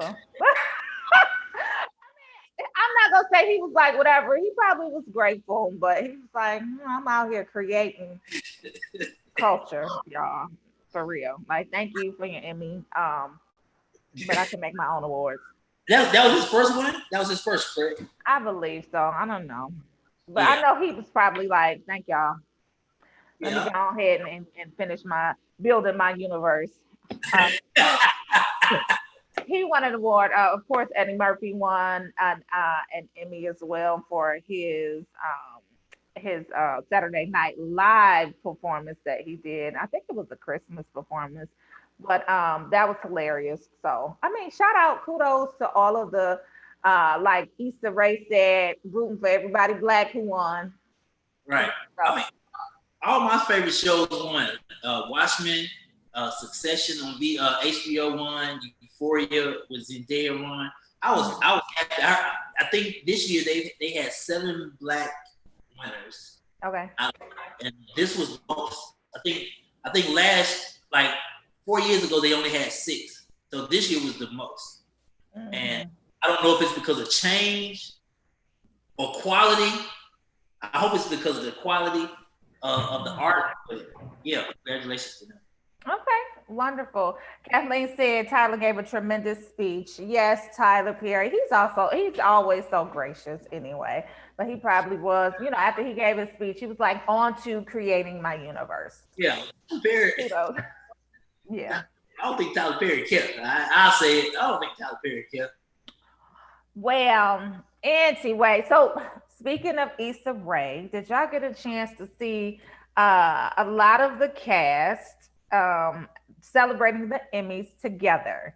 And one thing in particular that we did see in this cast photo, so of course some people were missing, they probably couldn't get there. We know that Yvonne Orji, she did post some of her own pictures, so we know that she's coming back for Insecure, but she's visibly not here. But you do see Issa Rae, you see Kendrick Sampson, you see Jay Ellis, so you see a lot of the regulars, but let me tell y'all who y'all also see, okay? And Facebook was in an uproar about this. You see Condoleezza, okay, her name is Condola, but you see Condoleezza over there pregnant, for real. Like, if she on the left hand side, Romeo, in the black holding the, yes. Listen, let me tell y'all something. I don't know if they just did this for the photo or if they actually wrote it in because she was actually pregnant. Like, I don't know what's going on, but that is a surefire sign that she is coming back next season. And we got some issues. Yes, D. What? Oh my God. Why is she like pregnant for real? Like, no, in all seriousness, if she's pregnant, congratulations, kudos to her. But it better not be doggone Jay Ellis's baby. That's all I'm saying. I mean, first of all, I know that's y'all show. I want to shout out Jay Ellis and all the fellas of that show for holding it down, because there's a lot of estrogen estrogen, whatever the word is. It's a lot of that. And then for some reason, after that show, the wind up comes on, and then everybody's like, "Oh, girl, look at who else, what else." I got time for all that energy. I'm just saying, listen, y'all, if we are expecting a fantastic season of Insecure, season 5 coming up. But we're not looking forward to Condola and her shenanigans. And she trying to get Jay Ellis to leave Issa. They finally got back together. Let them be. Why you go get pregnant, girl? You know what? Kathleen Collins says next year rolling out for best virtual AM talk show. Hey, Kathleen, you need to come on. You gonna be our special guest sometime this week. Good job. We like that. Vote that. Let's call the Emmys right now. Right. Let's call the Emmys right now. But nah, that's dope. I will say this. I'm not an Insecure fan. I tried. What the hell is wrong with you, mommy? I think what turned me after the breakup, I watched it all the way up to the breakup. And then the way they kept treating my boy, I was like, yeah, I can't do it. Yeah, so that better not be Lawrence's baby. That's all I'm saying. In real life, girl, gone from damn where. We want to see Issa and Lawrence back together. And speaking of that not being Condola, whatever her name is. Speaking of that not being his baby, Keke Palmer stepped in the ring and basically put a challenge out to Issa Rae and said, hey, amidst my excitement, I think some people may have gotten confused and thought that I was going to be on season 5. She said, but it's really not a bad idea. Like, Issa, holla at me. She was like, Issa, put me in the game, coach. I saw that. And so, yeah, she said she'll come on. She'll beat up Condola for Issa. But you know what's so crazy? I've never seen outside of Pimp. I think that was the name of the movie. I've never seen Keke Palmer in a serious role. Really? Now, can you think of one? We just watched it over the weekend. It was a Tyler Perry show. She was the little girl in what was the name of that movie? She's a little girl. Have we seen her in the wrong role? I've never seen that, so I don't know how that looks. I think she's a great actress, and I think she would do a great job at beating down Condola. Yeah, I said it. I think she would do a great job of beating down Condola, but Issa did respond, so she got Issa's attention. Keke Palmer got Issa's attention, and Issa basically told her, don't be going around beating up folks. She was like, stand down, okay? Stand down, Keke, but also stand by.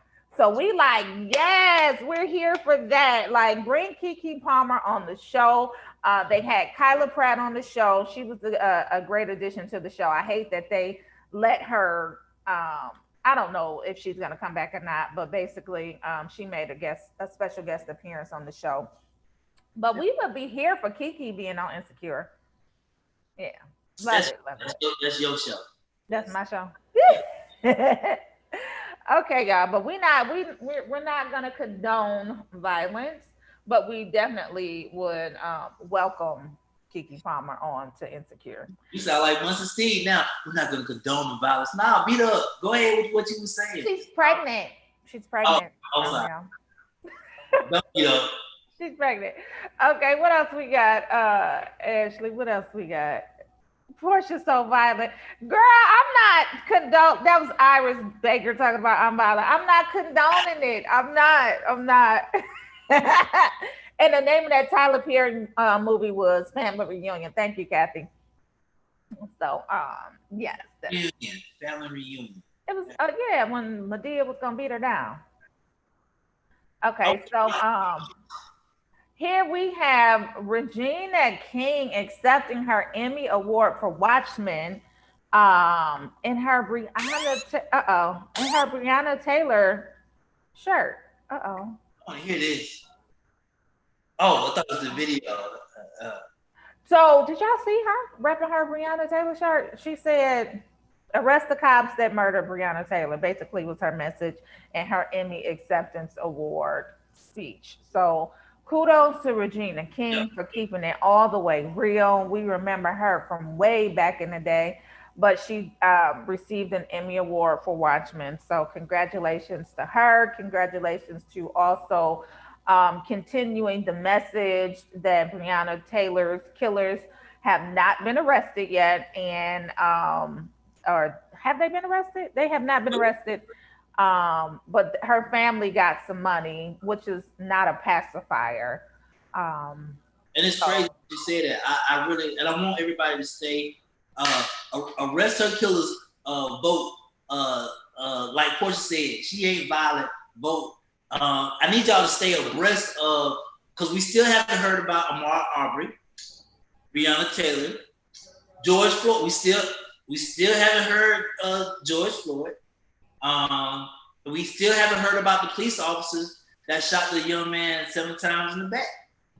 I want y'all to remember that. Yeah. We still haven't heard anything of action outside of that. We've just heard, oh, they're going to court this day. Oh, they're going to do this day. Nah. Yeah, we still have not received justice. But I wanted to say that they charged some people in Breonna Taylor's, but they weren't arrested or something like that. What happened? If Amir was here, he would be able to tell us. He would be able to tell us. Yeah. Amir, his blackest power. He knows everything. But definitely keep your foot on their neck. Like Portia said earlier, vote just because. Vote. We telling y'all. Blink, vote. If you breathing, vote. If you walking, if you talking, if you singing, vote. Vote. Like vote Biden, Harris. We're gonna tell y'all who to vote for. Tell you, we done got past the point of being nice about it. We done moved on. Hey, vote Biden, Harris. Just get it out of the way. Okay. So just to clear it up with the Breonna Taylor case, they are going in front of a grand jury just to decide if anyone should be charged. Daniel Cameron, come on now, like, look in the mirror, boy, you black. Let's bring these people to justice. I'm just saying. Okay, let's get into these birthdays, y'all. Whose birthday is it today? We had some cool birthdays over the weekend, but whose birthday is it today? Oh, look at Mama D is 57. Mama D look young, y'all. Jason Derulo, he's 31. Alfonso Ribeiro is 49. I don't know if I believe that. And Wale is 30. And Wale is 36. So I'm just saying, y'all, we gonna talk about those birthdays in a second, but here comes the birthday song in a second, and go. We got balloons, yeah. The cake is on the way. We got the music playing, cause it's your holiday. Woo! We invited family, and everybody came. I strike a pose for me like you in a picture frame. You got your finest clothes on, and $1 million smile. So we gon' celebrate you for a while. And don't forget we got the candles when you away. Don't forget we got the candles. Happy birthday, gonna celebrate you for a while. Candles, blowing you away. Wait. Candles. Happy birthday, happy girl. So happy birthday to all of those people. Like I said, they said Alfonso Ribeiro is only 49. Do y'all believe that? That man, yes, I believe. Yes, he is 49. Yes. I think, because, I remember Fresh Prince. Yeah. Okay, that's just a little hard for me to believe. You know how people be having a Hollywood ages. I never thought that he was older than Will Smith. Will Smith just recently had his 50th birthday party, or 50th birthday celebration. Was it a couple of years ago? So I just didn't think he was younger than Will Smith. He's 22. So how much you talking about? And somebody said, wasn't he on that Silver Spoon show? How old was he then? Like he wasn't 4 then. I'm just saying, somebody is stretching just a little bit. You 22, 23. So what I'm is 25. So what? As she sips the tea, we got some more social, man, popping up for y'all as well, man. Before we get whatever age you are, vote. How old? Iris, I think he is at least older than Will Smith. Like he probably like 54. Like I don't think he's in his 40s. I think he's definitely in his 50s. How old is Will Smith? Will Smith is 50. He 51, 52. Will Smith? Yeah, didn't he just have his 50th? Like they all of those guys, like Puffy just celebrated his 50th. Like that whole generation that we watched from the 90s, like they're in their 50s.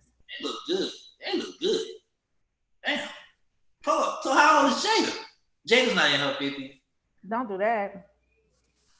Now we gotta go Google. Okay, so Will is 51. He'll be 52 September 25th. All right, so his birthday is coming up. Happy birthday to Will Smith. He'll be 52. It says Jada is 49. What you mean it said? Jada looks young though. She looks young. Wait a minute, Jada, did she just have a birthday September 18th? So we missed her birthday. So it says she just turned 49.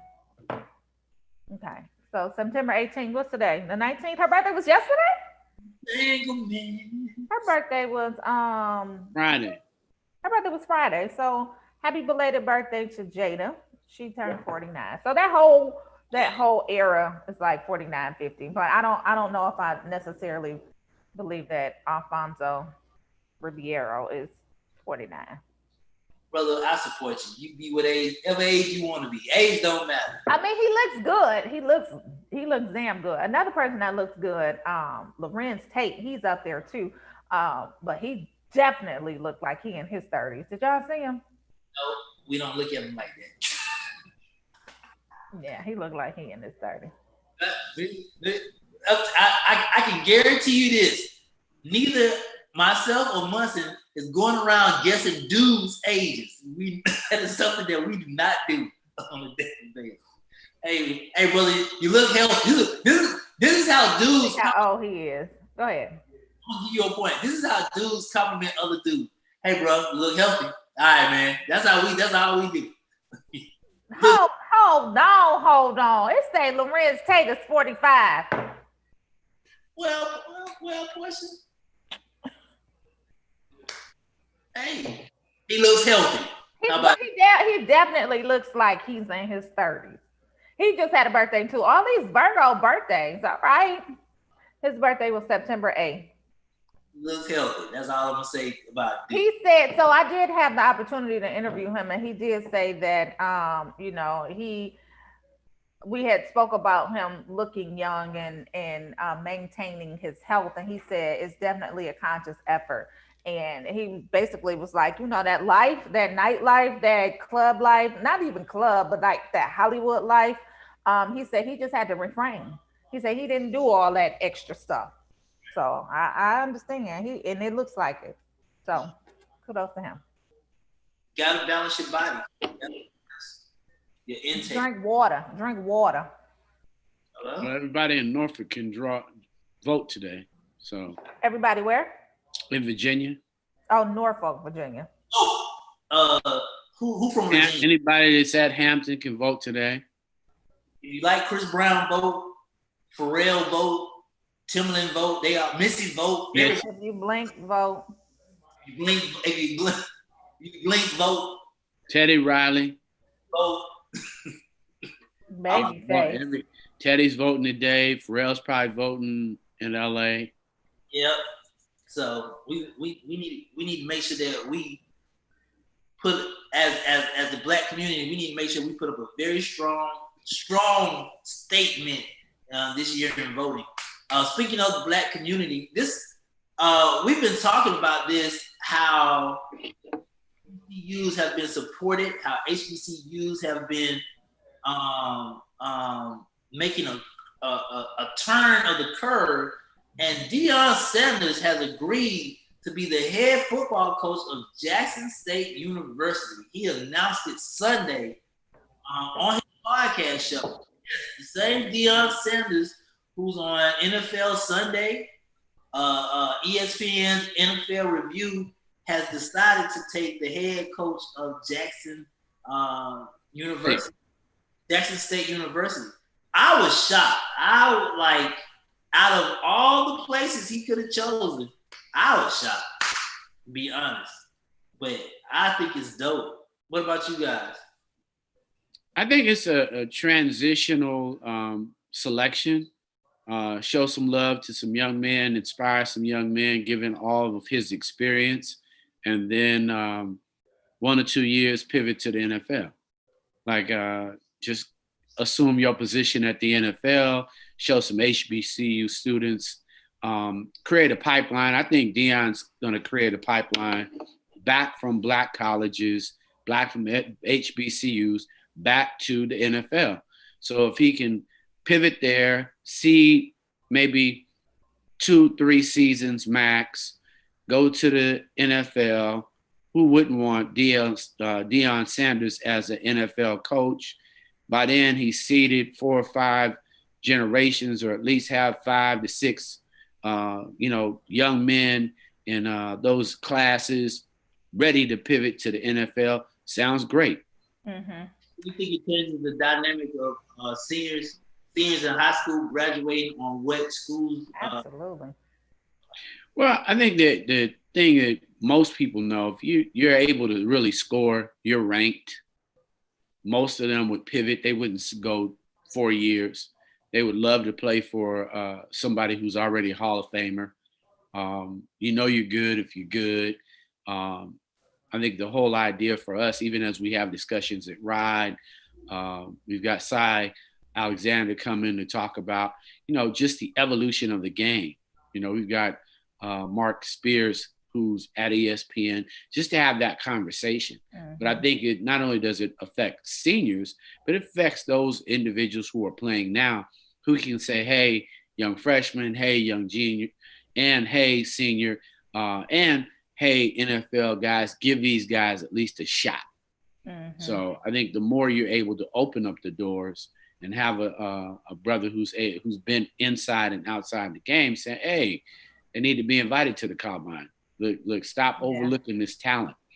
Mm-hmm. I love it, man. That's dope. Yeah, I love it too. And every time I see Deion Sanders, I'm always reminded of his single that he dropped. Y'all remember that?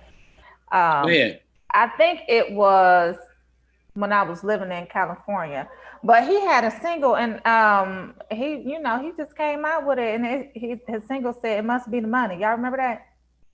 Must be the money. Must be the money. It's turning me on. Must be the money. Must be the money. Somebody pull it up. Must be the money. I was about to ask you talking about that movie that Jamie Foxx played in? I was like, they probably was channeling Deion. It must be the money. I think they was channeling Reid. Did you play Romeo's video with all the Reid guests on it? Romeo, play the video. Yeah, I don't control the boxes. You say you control the world. And speaking of, this is what I need y'all to do. Hashtag RideCon 2020. And myself and Portia will find you, and we're going to send you guys a free ticket. I'm about to look up his video. Hang out with us this weekend for Reid, this Friday and Saturday, with all the special guests we got and all the special giveaways we got. And on top of that, since everybody loves Munson hat, Munson's gonna give away a hat. He gonna sign a hat. I'm just gonna throw it in there. Munson's gonna sign a hat.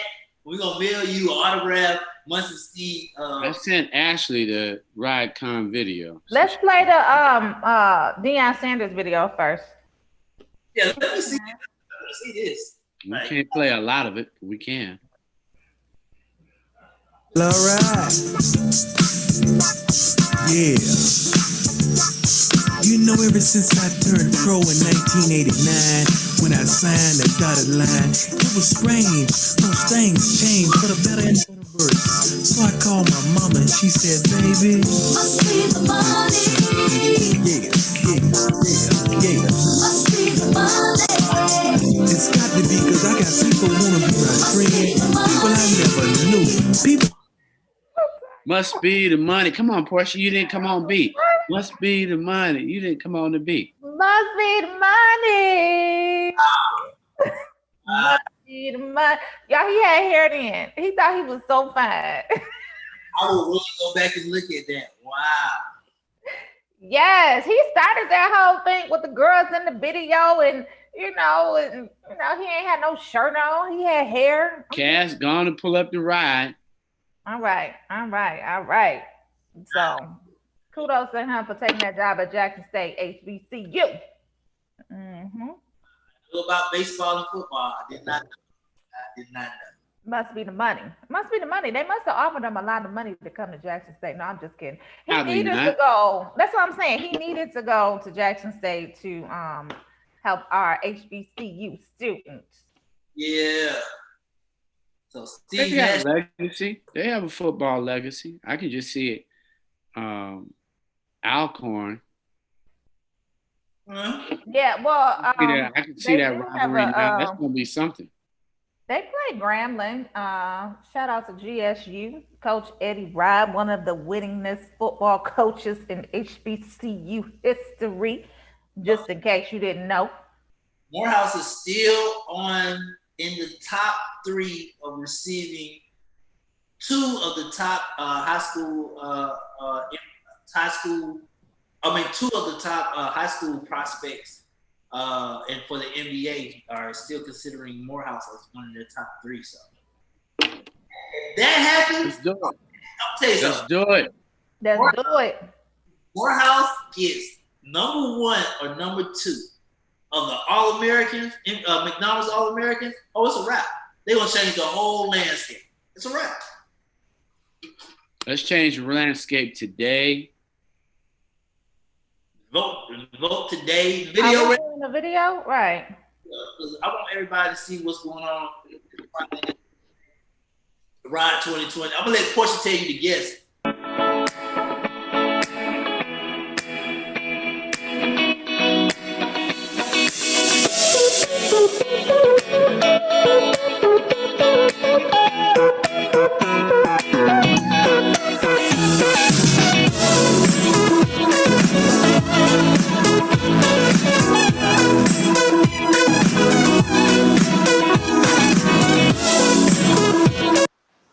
All right. Then we got more people. Hey, you got to add Judy. You got a lot to add. Master P. You got a lot to add to that video. I don't know if they. And Judy. They ain't even got Judy.